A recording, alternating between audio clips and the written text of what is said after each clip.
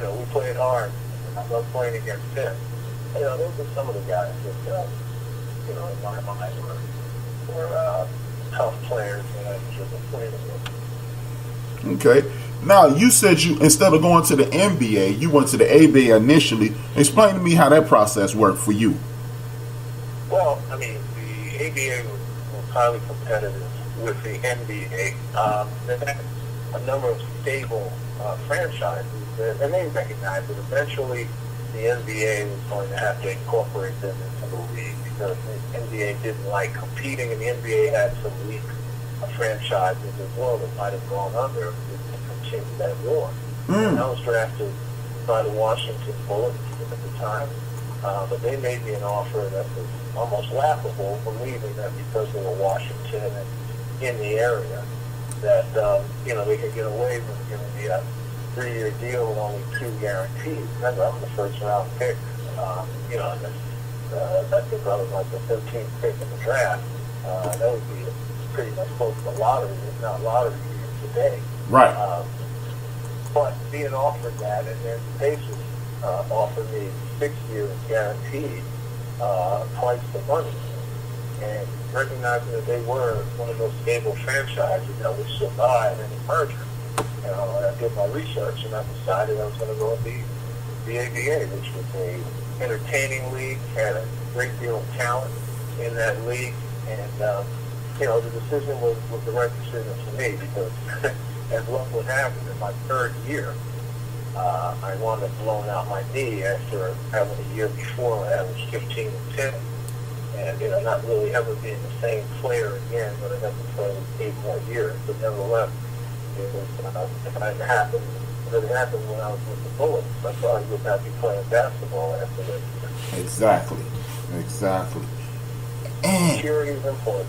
This is, and you see this in the NFL when people are not offered security, and people, it's amazing how you have people on the television almost ridiculing these young men for looking out for their best interests. Is, again, another one of my pet peeves. I'm like, I understand that you want to play for a championship, but you need to be playing for Team Elmore, or in my case, Team Williams, or whatever the case may be.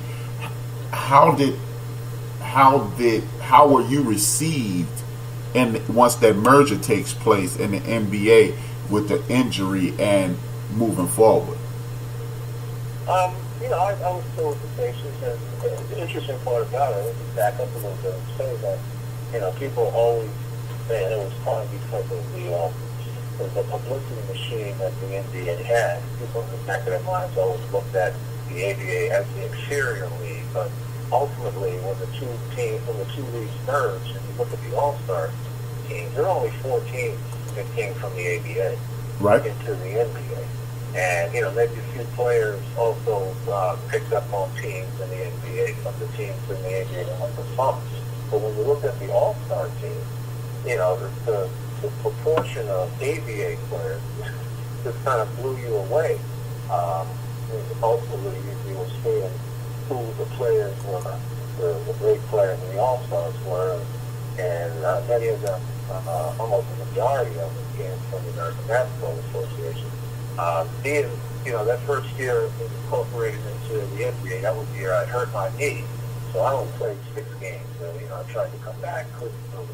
But after that, I was still a pretty good role player coming off the bench, providing sparks for the Pacers. I get traded to the Kings several years later. As a free agent, I signed with the Milwaukee Bucks, again, being a role player. And then I got to the New Jersey Nets in 1981. And that was a team coached by Larry Brown. It was a young team, rebuilding. It had a nice ACC flavor. But the thing that really drew me to it, and made me, more determined to make something happen, is the fact that among the young players on the team, there were 2 guys from Maryland, Albert King and Buck Williams.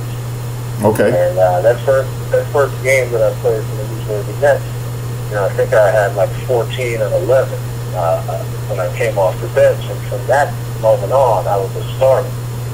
And believe it or not, for the rest of that year, I think it was like 79 games, we had the only team that had the front line, all three players coming from the same university. It was great to hear the announcers saying, you know, and from Maryland, number 52, Buck Williams, and from Maryland, number 55, Alvin King, and from Maryland, number 44, Lynn Elmore. It was nice to hear that. Oh yeah, I can only imagine. Game after game, and I don't think that's happened again.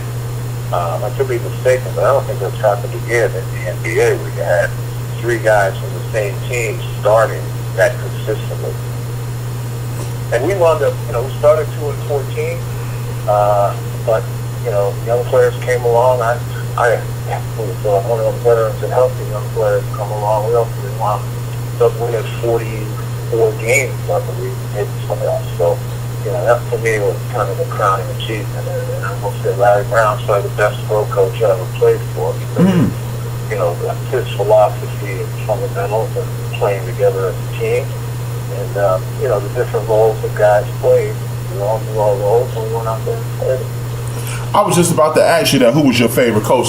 Larry Brown, he's much maligned. Oh, yeah. You know, help me understand who Larry Brown is, because we only get to know him via what the television tells us, but you rarely hear any player say anything negative about Larry Brown. Larry Brown's a great teacher. You know, obviously he is a Dean Smith a disciple, plays with Dean Smith at the University of North Carolina. You know, he's a pretty good player in his own right, but, you know, his focus is on fundamentals. His focus is on moving the ball. In practice, you practice what you were going to do in the game. You know, you never did more and you were expected to do and be in the game, so you practice that element of the game. And, you know, the idea that young players had roles to play as well as the veterans, and gave us veterans an awful lot of freedom to, you know, kind of school the youngsters. I think was really important, and that's why that team was pretty much a success. Now Larry's maligned because, you know, it's hard for him to stay in one place too long. No, yeah. And after that second year, during that second year, you know, he was thinking about, he wanted to go back to college and coach in college. Because remember, in 1980, he was at UCLA.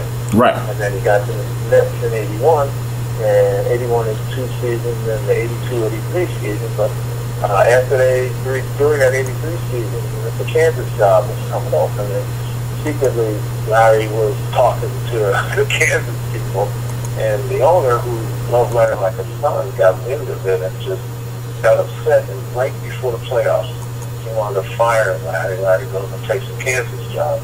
Wow. And, you know, we had into the playoffs without a head coach, we got beat, but, you know, that's the nature of Larry.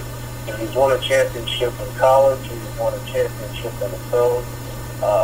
You know, he's won an Olympic gold as a player. You just can't take anything away from him because of the success that he's had. Okay. Now, when as I look at the NBA currently, as it's currently constructed, you know, of course, in your day, the media wasn't even a third of what it is now. I've always wondered, you know, I became a fan in the 80s, you know, with Magic and Larry, but of course, it was, you know, being a young black kid, we know who Kareem Abdul-Jabbar is, we know who Dr. J is. But the 70s are all but forgotten. We don't know, you know, unless you are a big-time fan, you don't know who George Gervin is. You don't know who David Thompson is.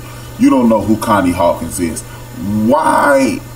I think the NBA does a piss-poor job at recognizing their stars of the past. How did that happen? I think part of it is because of the leagues. You know, the guys who play in the ABA, they don't get a whole lot of credit for what they did and who they were in the ABA, only when they got to the NBA. Okay. And I think that's part of it. I also believe that, again, with media being the way it is, and the advent of cable television and everything that's going past that, social media, it's like history didn't begin until 1979 when ESPN came online. Okay. So, you know, there's not a lot of frame of reference to talk about those guys in the 70s or even before that. I mean, the idea of an Oscar Robertson averaging a triple-double, or right. Bill Russell's feat with the Celtics winning all of those double-digit championships and things like that. People don't have a real understanding or feeling about it. And so when they sit there and they try to figure out, who the greatest of all time or the GOAT, they won't consider, guys like Will Chamberlain or Oscar or, the guys, even, some of the great players of even the early 70s. Rick Barry. All begin with, Rick Barry. Seems to all begin with Irvin or Larry Bird or Michael and guys like that. And again, that's the basis of how we record and remember history, and there's more information on those guys than there is on others. And that's just the nature of time and the passage.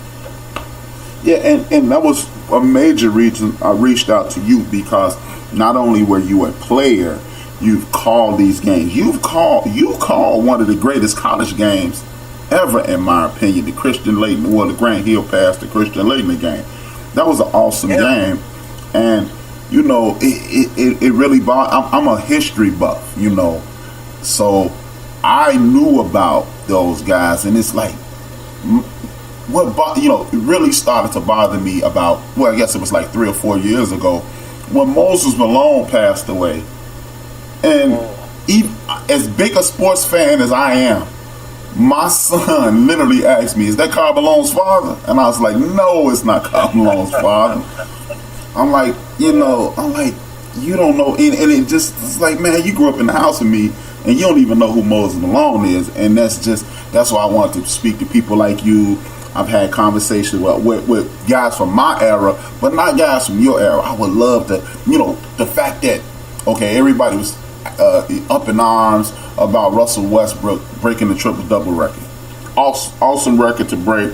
I won't belittle anything he's done. But the record to me that is even better than that is Nate Archibald's record, the only guy to lead the league in scoring and assists. And and that's important. And you talk about triple-double, breaking a triple-double record, that's one thing. But, you look at a guy like Oscar who averaged a triple-double. I think more than 1 year. Yes. Think about that. Yes. And it's just, the average person, they don't have a clue who John Havlicek is. All they know is Havlicek stole the ball. But that's one of the problems with culture today. You mentioned it happens to me a lot, where our kids and people act instead of research. Right. Go back and look in the history, but go do the research, and it sticks when you do the research and you learn it, as opposed to just asking somebody. Then you get a verbal answer. Oh, okay. Maybe we go to one ear out the other. If you go and research it and you read about it, you read about the circumstances surrounding those actions, you get a better feel for what's going on and a better understanding. And that, that's the part of that instant gratification that the internet and everything else has been a part of. Speaking of instant gratification, this one and done thing is about to end. This is one of the few things, I'm a very opinionated person, Mr. Elmore, but this is one of the things I truly straddle the fence on, simply because I get it. I'm not sure if you're familiar with Chicago. I grew up right outside of Cabrini Green. Oh, yeah. Okay, I grew up right outside of Cabrini Green, so I understand disenfranchised, poor, or whatever you want to call it, working class, lower middle class, whatever a bro might want to use to describe that lifestyle. But I also understand what, the quality of what Lynn Elmore did. And I not only have a degree, undergrad degree from Maryland, I was able to propel me into a degree at Harvard, and then I was able to, take care of younger people, like you said, like Joe Smith. Where do you stand in regards to paying and the one and done and things of that nature? Paying players, one and done and things of that nature.